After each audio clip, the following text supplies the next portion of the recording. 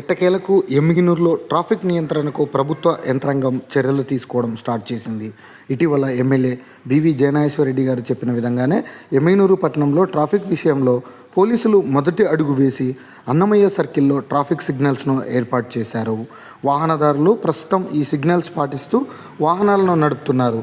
రానున్న రోజుల్లో కూడా ఎమ్మిగనూరు పట్టణంలోని ప్రధాన కూడళ్లలో ట్రాఫిక్ సిగ్నల్స్తో పాటు సీసీ కెమెరాలను ఏర్పాటు చేయనున్నారు. సో ఇకపై వాహనదారులు ఖచ్చితంగా జాగ్రత్తగా ట్రాఫిక్ రూల్స్ను పాటించాల్సిందే. ట్రాఫిక్ రూల్స్ అధిగమిస్తే అక్కడే ఏర్పాటు చేసిన సీసీ కెమెరాల ద్వారా చర్యలు తీసుకోవడం జరుగుతుంది.